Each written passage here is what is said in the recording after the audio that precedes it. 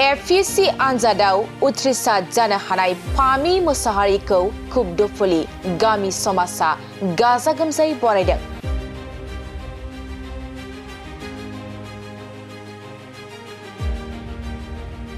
थांनाय बावैसो सान सिगां फोसावजानाय एपीएससी 2023 आनजादाव चिरांनि साफागुरि 2 नं रैमुफुर गामिनि थागिबि फामि मुसाहारिया उथ्रिसार जाना एचएस मोननो हादों। फामि मुसाहारिनि बेबादि फिथाइ मोननो हानाया नखरजों लोगोसे ओनसोलखौनो गोजोनग्लाय होदों।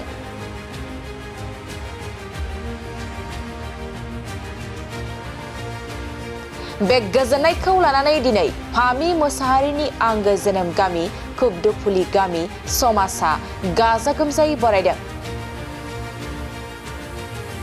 मख'नो गोनांदि बिथां फामि मुसाहारिया बिटिआर सरकारा होनाय सुपार 50 नि गेजेरजों बेसेन नाङै कचिं लादोंमोन आरो बे बिटिआर सरकारा होनाय सुपार 50 नि गेजेरजोंनो गावखौ सासे जाफुंसार आइजो खालामनो हादों। दिनै बिजनी नोगोरनि साखाथियाव थानाय फामि मुसाहारिनि आंगो गामिया गाजा गोमजायै बर'नि दामनाय देनायजों बरायनाय मान बावनायजों लोगोसेनो बिजनी आनसलिक democratic youth federation of India आफादाबो मान बावफायो।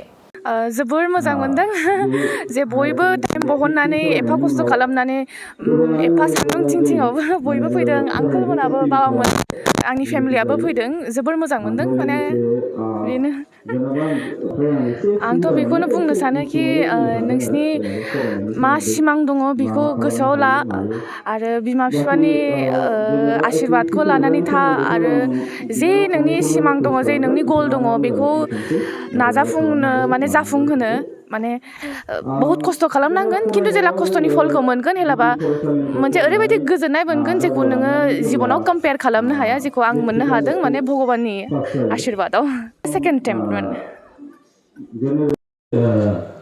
दा जोङो दिनै बे खुबदुफुलि गामिनि रायजोफ्रा फामि मुसाहारिखौ माने बरायनायनि गुबै जाहोनानो जाबाय जाहाथे जोंनि बे गामियावनो फरायफुनाय इयुन जोलै जायफोर गथ' गथायफोर दं फरायसाफोर बिथांमोनाबो जे थुलुंगा मोनो जे लाइन लानानै फरायनो हानानै भबिष्यताव माने बिमा बिफानि गामिनि समाजनि रायजोनि हादोरनि मुं लाखिनो हायो बेफोरनि सिन्था धारा लानानैनो जोङो बेबायदि सासे उथ्रिफुनाय माने बेक्तिखौ लाबोनानै जोङो बरायदों आरो बिथांनि बे जिथु आर्हि बेखौ नायनानै जाहाथे जोंनि फरायसाफ्रा माने जाहाथे सोलोङो बे आसा लानानैनो जों दिनै फामि मुसाहारिखौ बरायनाय जादों।